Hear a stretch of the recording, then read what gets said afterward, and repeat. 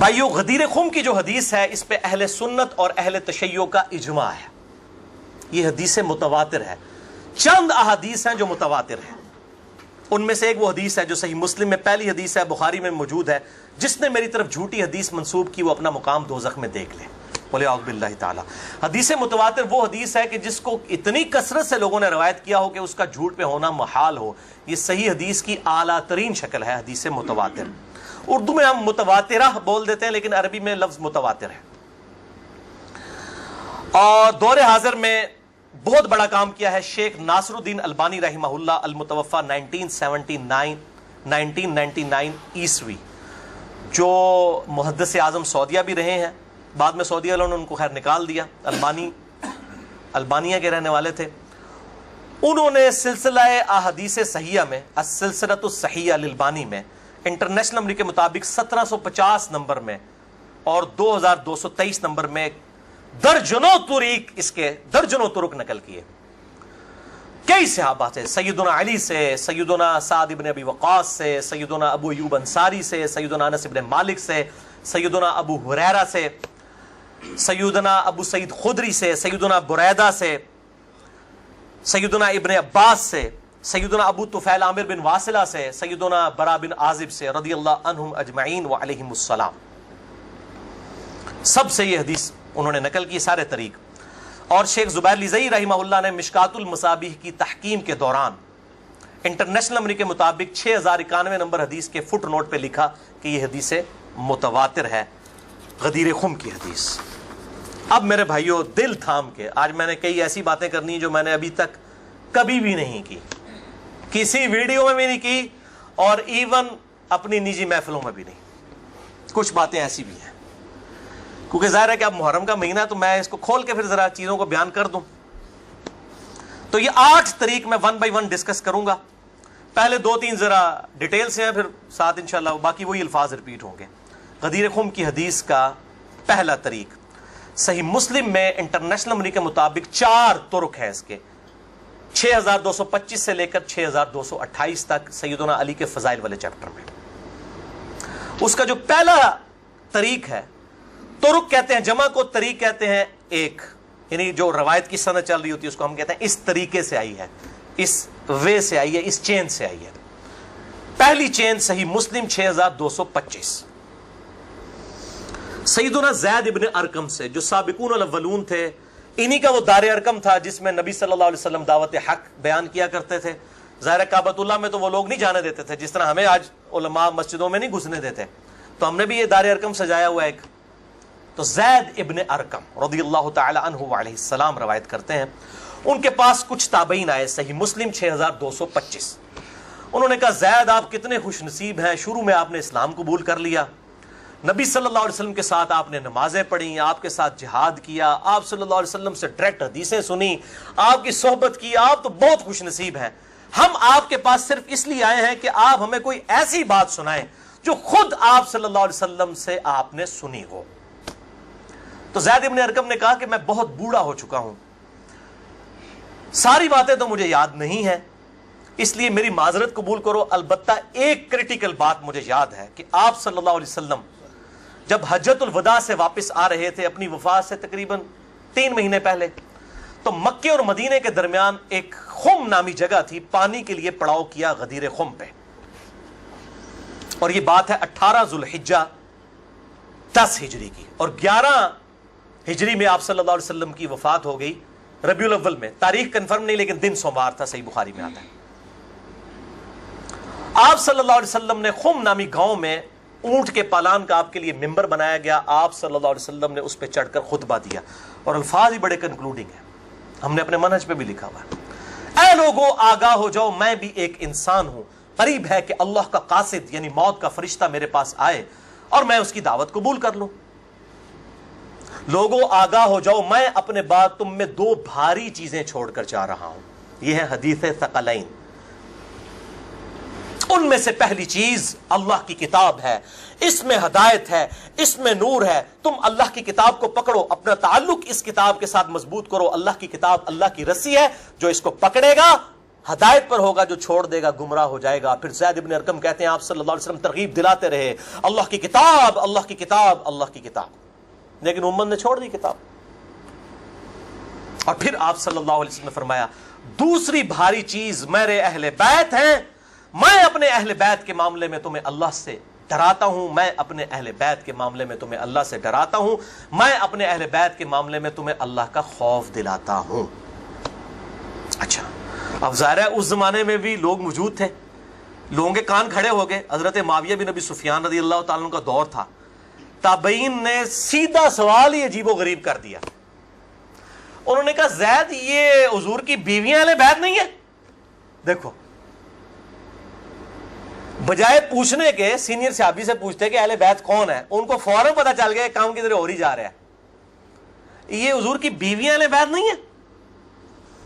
زید بن ارقم نے کہا کہ بیویاں اہل بیت ہیں، لیکن یہاں پر وہ مراد نہیں ہے، یہاں پر تو نبی صلی اللہ علیہ وسلم کے خاندان کے لوگ مراد ہیں، آل علی، آل عقیل، آل عباس، آل جعفر، وہ لوگ مراد ہیں اہل بیت، حضور کی بیویاں یہاں مراد نہیں ہیں، جن پر قیامت تک کے لیے صدقہ حرام ہے، یہ زید بن ارقم نے کہا۔ ایت تھوڑا کوڑا سی جے طریق، اگلا بڑا سخت جے، میں ڈر رہا ہوں یہ بیان کرتے ہوئے، لیکن اس میں نے پمفلٹ میں لکھ دیا ہوا ہے، لیکن وہ لوگ پڑھ کے گزر گئے ہوں گے، لیکن میں اب آپ کو توجہ دلاؤں گا۔ صحیح مسلم 6228 نمبر طریق، اس میں پتہ کیا الفاظ ہیں؟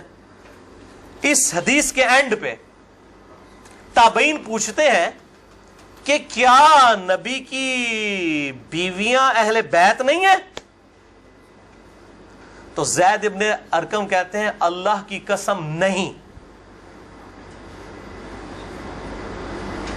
اللہ کی قسم نہیں۔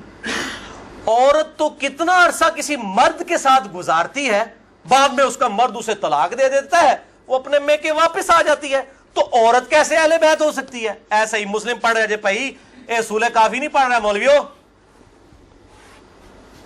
صحیح مسلم 6228، وہ کہتے ہیں بیوی کو طلاق ہوئی اپنے گھر چلی گئی، وہ کہاں سے اہل بیت ہو گئی؟ یہاں تو نبی صلی اللہ علیہ وسلم کے خاندان والے مراد ہیں، جن پر قیامت تک کے لیے صدقہ حرام ہے۔ زید ابن ارقم کو ریال نہیں ملتے تھے، نہ سعودیہ سے نہ ایران سے، وہ تو صحابی تھے نا رضی اللہ تعالیٰ عنہ، حق بیان کیا انہوں نے۔ اچھا یہ نہ سمجھیں یہ کہہ دیں کہ زید ابن ارقم کا اجتہاد ہے، اے پائی اجتہاد نہیں ہے، سن لو۔ ایک معنوں میں اہل بیت بیویاں ہیں سورۃ الاحزاب آیت نمبر 33 کے تحت، لیکن یہ جس اہل بیت کے بارے میں اللہ سے ڈراتا ہوں ان کے ساتھ اس نے سلوک کرنا، یہ وہی لوگ تو ذبح ہوئے ہیں، آل عقیل ذبح ہوئے، آل جعفر ذبح ہوئے، آل عباس جعفر ہوئے، آل علی ذبح ہوئے، انہی کی اولادیں ذبح ہوئی ہیں نا۔ یہ 72 جو ہم شہدائے کربلا کہتے ہیں، انہی کے بارے میں ڈرایا تھا، جن کے بارے میں غیبی خبر دی گئی تھی کہ ان کے ساتھ امت برا سلوک کرے گی۔ اچھا یہ زید ابن ارقم کا اجتہاد نہیں ہے میرے بھائیوں، اس کی سپورٹ میں صحیح مسلم سے 2 مرفوع حدیثیں اپنے محبوب صلی اللہ علیہ وسلم کی حدیثیں بیان کرتا ہوں۔ سنیں، پہلی حدیث انٹرنیشنل نمبر کے مطابق صحیح مسلم میں 6261 نمبر، اما عائشہ رضی اللہ تعالی عنہا وعلیہ السلام خود روایت کر رہی ہیں کہ ایک دن نبی صلی اللہ علیہ وسلم اس حال میں برآمد ہوئے کہ آپ صلی اللہ علیہ وسلم نے ایک کالے رنگ کی چادر اوڑھی ہوئی تھی جس پہ نقش و نگار بنے ہوئے تھے جیسا کہ اونٹ کے کجاووں کے ہوتے ہیں، کالے رنگ کی منقش چادر اوڑھی ہوئی تھی۔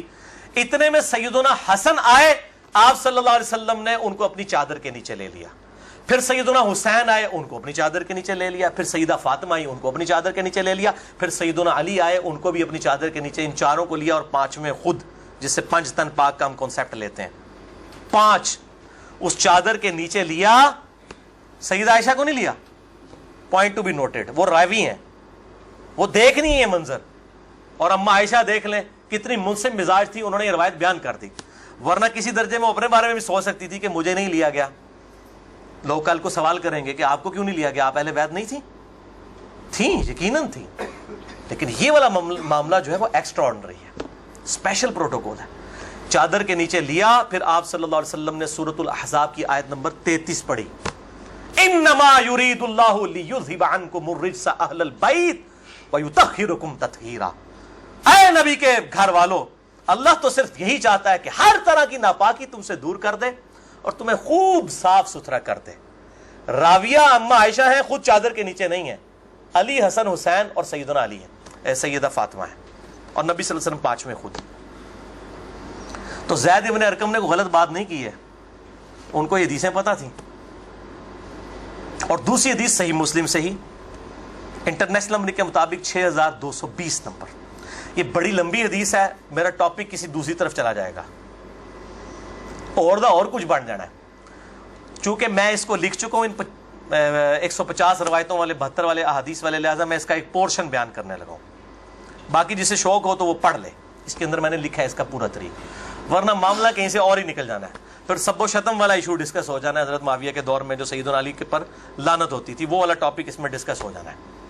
اس لیے میں اس حدیث کا آخری جز بیان کر رہا ہوں کہ سیدنا سعد ابن ابی وقاص رضی اللہ تعالیٰ عنہ کہتے ہیں کہ جب آیت مباہلہ نازل ہوئی, نجران کے عیسائیوں کے ساتھ نبی صلی اللہ علیہ وسلم کی 1-to-1 ڈیبیٹ ہوئی, اینڈ پہ ہوا کہ ٹھیک ہے مباہلہ کرتے ہیں, کون حق ہے کون باطل ہے. سورہ ال عمران آیت نمبر 61 نازل ہوئی, فَقُلْ تَعْلَوْا نَدْعُوا أَبْنَاءَنَا وَأَبْنَاءَكُمْ وَنِسَاءَنَا وَنِسَاءَكُمْ وَأَنفُسَنَا وَأَنفُسَكُمْ. کہ نبی صلی اللہ علیہ وسلم کو کہا گیا کہ ان کو کہو اپنے بیٹوں کو لے آؤ, ہم بھی اپنے بیٹوں کو لے آتے ہیں, تم بھی اپنی عورتوں کو لے آؤ, ہم بھی اپنی عورتوں کو لے آتے ہیں, تم خود بھی آ جاؤ, ہم خود بھی آ جاتے ہیں. پھر اللہ کے حضور اوپن میدان میں دعا کرتے ہیں, جھوٹے پہ اللہ کی لعنت, اس کو مباہلہ کہتے ہیں. لیکن نہیں آئے. سعد ابن ابی وقاص کہتے ہیں کہ نبی صلی اللہ علیہ وسلم, قرآن میں کیا حکم آیا تھا, اپنے بیٹوں کو لے کر آؤ, تو کس کو لے کے آئے, سیدنا حسن, سیدنا حسین, سیدنا علی, اور ساتھ کیا تھا, اپنی عورتوں کو لے کر آؤ. نبی صلی اللہ علیہ وسلم کی عورت کون تھی, سیدہ عائشہ, سیدہ حفصہ, باقی امہات المومنین, لیکن ان کو نہیں لائے, سیدہ فاطمہ کو لے کر آئے. Point to be noted. نازمیوں کے لیے پکی, اگر آپ کو کہے اپنے گھر کی عورتوں کو لے آؤ تو سب سے پہلے بیوی لائی جاتی ہے. آیت مبالغہ میں بیوی نہیں آئی, سیدہ فاطمہ آئی ہیں. اگلی گلا آپ سمجھ جاؤ بھائی زید ابن ارقم نے کیوں کہا, صحیح مسلم 6228, کہ بیوی تو خاوند کے ساتھ کافی عرصہ گزارتی ہے, جب طلاق ہو جائے تو وہ اپنے میکے واپس چلی جائے. حالانکہ نبی صلی اللہ علیہ وسلم نے کسی کو نہیں دی طلاق, لیکن اتنی ننگی بات اس لیے ان کو کرنی پڑی, اتنی سخت بات, تاکہ حق کھل کے بیان ہو. اور نبی صلی اللہ علیہ وسلم نے بھی, آپ دیکھ لیں, قرآن میں حکم تھا عورتوں کو لے کر آؤ, بیویاں نہیں لے کے آئے, سیدہ فاطمہ کو ساتھ لے کے آئے. یہاں سے بھی پانچ تن پاک والا کانسیپٹ, یہ پاک والا وہ معصومیت والا عقیدے کی میں بات نہیں کر رہا, اہل سنت کا جو عقیدہ ہے, منہج ہے, اس کی بات کر رہا ہوں. لہٰذا سیدنا زید ابن ارقم رضی اللہ تعالیٰ عنہ کی تشریح بالکل درست ہے.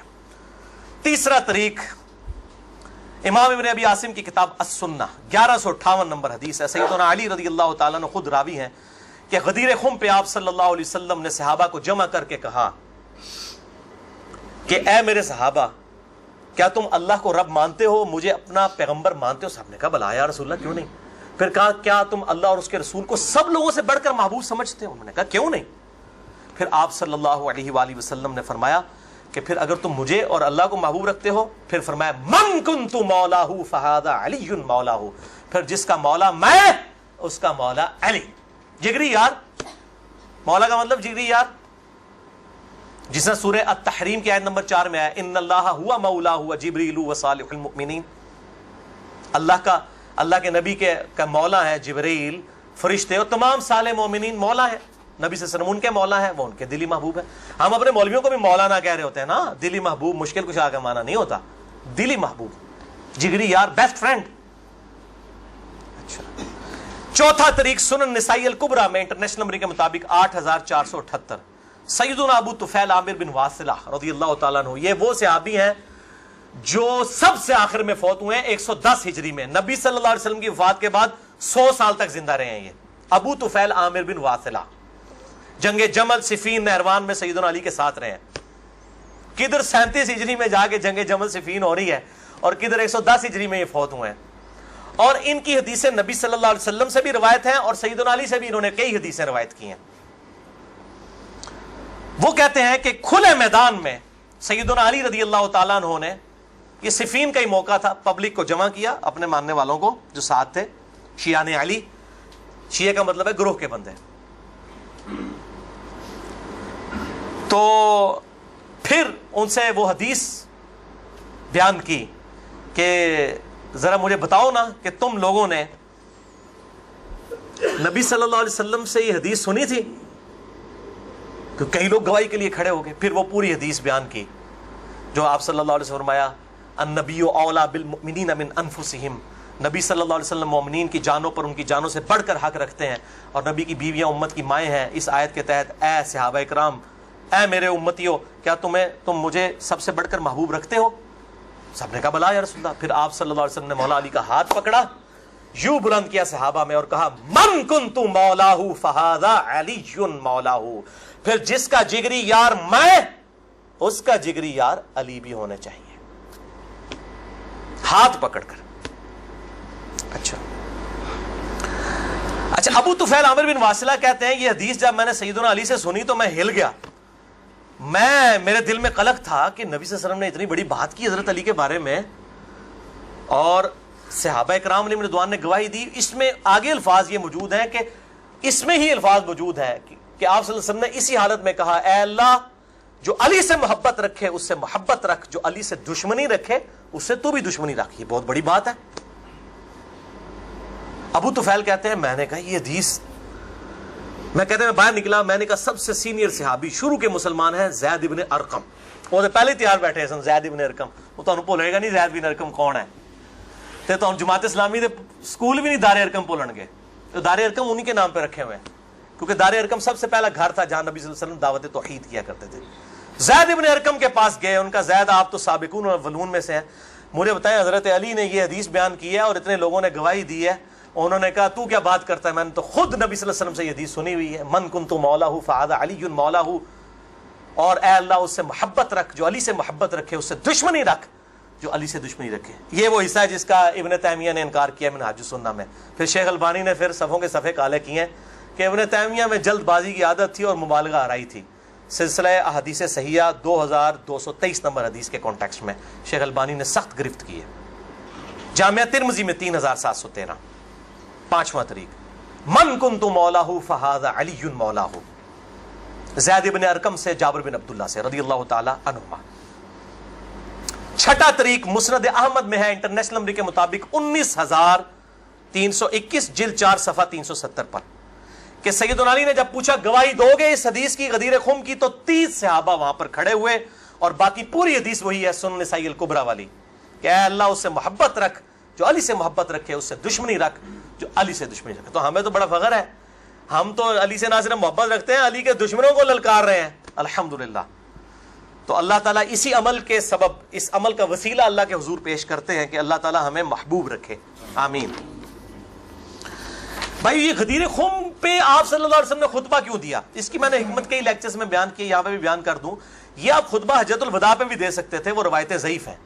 غدیر خم اس موقع پر پہنچ کر سب لوگ عرب کے جا چکے تھے سوائے اہل شام کے اور اہل مدینہ کے، اور اہل شام صفین میں سیدنا علی کے خلاف کھڑے ہوئے، اور اہل مدینہ میں جو کچھ لوگ تھے انہوں نے اہل مدینہ کے ساتھ زیادتی کی، کچھ ان کے ساتھ زیادتیاں ہوئیں. اہل مدینہ اور اہل شام کو اصل میں ڈرایا گیا، کیونکہ واقعہ ہرہ میں اہل مدینہ کے ساتھ ظلم کیا یزید نے، اور صفین میں جو ہے وہ حضرت معاویہ جو فوج لے کے آئے وہ شامیوں کی تھی.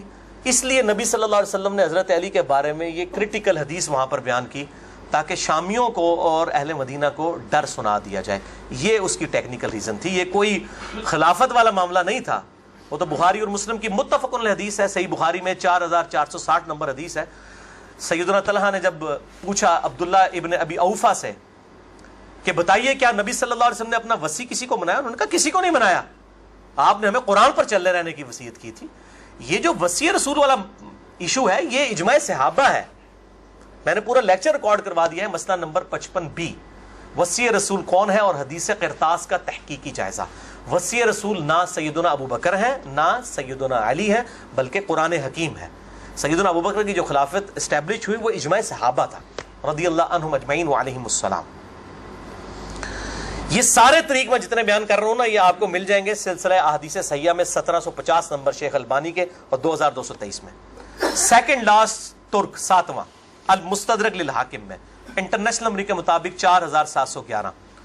زید ابن ارقم سے، یہ بڑے خطرناک الفاظ ہیں. زید ابن ارقم ڈر جاؤ زید ابن ارقم کرو جڑی روایتیں انہوں نے بیان کی تھی. زید ابن ارقم کہتے ہیں کہ نبی صلی اللہ علیہ وسلم نے فرمایا تھا غدیر خم پر کہ میں اپنے بعد 2 بھاری چیزیں چھوڑ کر جا رہا ہوں، قرآن اور اہل بیت. یہ قیامت تک اکٹھے رہیں گے یہاں تک کہ حوض کوثر پہ آ کے مجھ سے ملاقات کریں گے، قرآن اور اہل بیت. یہ حوض کوثر پہ ملاقات کر کے کیا لینا ہے انہوں نے؟ بخاری اور مسلم کی حدیث ہے انصار تم پر ظلم ہوگا، صبر کرنا یہاں تک کہ حوض کوثر پہ مجھے آ کے ملنا. بخاری مسلم میں حدیث ہے انصار کی محبت ایمان کی علامت ہے. انصار پہ ہی تو ظلم کیا گیا. واقعہ ہررا کیوں ہوا تھا؟ قتل حسین کے بعد انصار کی اولاد نے بیعت یزید کی توڑ دی تھی، اسی کی وجہ سے اس کو غصہ آیا. کہا انصار صبر کرنا یہاں تک کہ مجھے حوض کوثر پہ کیا مٹھائی کھلائی جائے گی؟ نہیں. بخاری اور مسلم کی متفق علیہ حدیث ہے میرے حوض کوثر پہ کچھ لوگ آئیں گے اور میں کہوں گا اصحابی اصحابی، یہ تو میرے صحابہ ہیں. ایک روایت میں اسیحابی اسیحابی، تو میرے ساتھی ہیں، میرے صحابی ہیں. یہ کیا کرتے ہیں جس طریق میں آتا ہے نا امتی امتی، وہ نکال کے تو بریلوی دیوبندیوں کے اوپر لگانا شروع کر دیتے ہیں. اصحابی اصحابی لکھے نا مکتبۃ الشاملہ میں بخاری مسلم میں کھل جائیں گے. تو آپ صلی اللہ علیہ وسلم فرماتے ہیں کہ میں جب ان کو حوض کوثر سے پلانے لگوں گا میرے ان کے درمیان ایک دیوار کھڑی کر دی جائے گی اور مجھے کہا جائے گا اللہ کے نبی آپ کو نہیں پتا آپ کی وفات کے بعد یہ لوگ دین سے الٹے قدم پھر گئے تھے، انہوں نے دین میں بدعتیں جاری کر فرماتے ہیں میں کہوں گا سحقن سحقن لمن غیر بعدی سحقن سحقن لمن بدل بعدی. ان پر پھٹکار ہو جنہوں نے میری وفات کے بعد میرا دین بدل دیا، جنہوں نے میری وفات کے بعد میرے دین میں تغیر کر دیا. اب یہ ایک اور پنڈورا باکس ہے، اس کو بھی میں یہاں پر کلوز کرتا ہوں. جسے شوق ہو میری زندگی کا اہم ترین لیکچر مسئلہ نمبر 96 عظمت صحابہ رد المنافقین اور سنی شیعہ کے اختلاف کا تحقیقی جائزہ اہل سنت پاک .com پر جو ہے وہ دیکھ لیں. ہر ایک چیز میں سے ایک جن برآمد ہوتا ہے. 8واں طریق اس سے ریلیٹڈ ہے، غدیر خم کا تو نہیں لیکن ریلیٹڈ ہے، اس لیے میں نے اس کو بیان کرنا ضروری سمجھا. المستدرک للحاکم میں انٹرنیشنل نمبر کے مطابق 4628. اس جتنی میں حدیثیں بیان کر رہا ہوں شیخ البانی، شیخ زبیر علی زئی، امام ذہبی، امام حاکم رحمہم اللہ اجمعین تمام نے ان کی تصحیح کی ہوئی ہے. میں کو کار بیک نہیں عالم زئی حدیثاں بیان کر رہا نا جو قوایت اللہ سنابلی کرتا ہے تو پائی جی اتنے 10 گھنٹے نہ مکن حدیثاں، میں صرف صحیح حدیثیں بیان کر رہا ہوں جن کے اوپر اتفاق ہے سب کا. یہ حدیث بھی بڑی اہم حدیث ہے. ابو ذر غفاری کا غلام تھا ایک ابو ثابت، وہ کہتے ہیں میں جنگ جمل کے بعد حضرت ام سلمہ ہماری جو ماں ہے جو آخر میں فوت ہوئی واقعہ کربلا کے بعد بھی، ام سلمہ ام المؤمنین رضی اللہ تعالی عنہا و علیہ السلام، کہتے ہیں میں ان کو ملنے گیا. اماں نے پوچھا، اماں ام سلمہ ہوتے اگر میں لیکچر دیا نا بنو امیہ کے خلاف جتنی حدیثیں ہیں نا، جتنی حدیثیں ممبروں پہ لعنت کرنے والے کے خلاف، سیدنا علی کو گالیاں دینے والوں کے پر عتاب، سب کی سب ام سلمہ سے ہیں. ام سلمہ پہ اگر ایک میں پورا لیکچر دے سکتا ہوں کہ انہوں نے جو بنو امیہ کے خلاف حدیثیں روایت کی ہیں ام سلمہ نے، نبی صلی اللہ علیہ وسلم کی بیوی. ایک بریلوی دیوبندی اہل حدیث شیعہ نہیں تھی بھائی، نبی صلی اللہ علیہ وسلم کی بیوی تھی. یہاں پر بھی ام سلمہ کو وہ تابعی کہتا ہے میں تو جمل سے آیا ہوں. تو انہوں نے پوچھا کہ بتائیے جنگ جمل میں کیا حال ہوا؟ ان کا اماں میں جنگ جمل میں جو ہے وہ سیدنا علی کا ساتھی تھا. اچھا، کہتے ہیں لیکن صبح کے وقت جب میں نے اپنے مخالف لشکر میں سیدہ عائشہ کو دیکھا تو میرا دل ڈولنے لگ پڑا کہ یہ ٹھیک ہے یا وہ. حالانکہ وہ تو کتنی حدیثیں ہیں کہ میری ایک بیوی پہ حوض کے کتے بھونکیں گے. حدیث حوض پہ پورا باب شیخ البانی نے باندھ دیا، میں نے 72 حدیثوں میں نقل کیا. سیدہ عائشہ پہ کتے بھونکے، اس کے بعد پوری زندگی روتی تھی. وہ تو ابن زبیر ان کو آگے لے گئے، اس کے بعد سیدنا علی نے ان کو معاف بھی کیا. اور ایک الگ سے ایک ٹاپک ہے، مسئلہ 101 میرا دیکھ لیں. بہرحال سیدہ عائشہ رضی اللہ تعالیٰ عنہ کو دیکھا دل ڈگمگا گیا. کہتے ہیں پھر میں نے جب ظہر کی نماز پڑھی تو اللہ نے میرے دل کو مضبوط کر دیا کہ نہیں علی حق پر ہے. تو ہم نے جنگ کی اور ظاہر ہے وہ تو کلین سویپ ہوا، سیدنا علی جنگ جیت گئے. تو ام سلمہ نے پتہ کیا کہا؟ انہوں نے یہ نہیں کہا کہ یہ مشاجرات صحابہ مجھ سے کیوں ڈسکس کر رہے ہو، دو ہی ٹھیک نے. انہوں نے کہا ابو ثابت تو نے بڑا ہی اچھا کام کیا، میں حضور کی بیوی ہوں، میں نے خود نبی صلی اللہ علیہ وسلم سے یہ بات سنی تھی کہ قرآن اور علی یہ قیامت تک ساتھ رہیں گے یہاں تک کہ یہ مجھے حوض کوثر پہ آ کر ملے. اس سے مراد نہیں کہ حضرت علی زندہ رہیں گے، مراد یہ ہے کہ علی کا جو سٹانس ہے اور قرآن یہ ساتھ ہیں، دونوں علی اور قرآن ساتھ رہیں گے یہاں تک کہ حوض کوثر پہ آ کے مجھے ملے. اوتھے نازمیاں دی لگے گی پھینٹی، حوض کوثر تے تم ملن گے تو پھر یہی کچھ ہوئے گا نا، سحقن سحقن لمن غیر بعدی، وہاں پہ یہ ہوگا. اچھا تو یہ الحمدللہ سارے طریق مکمل ہوئے.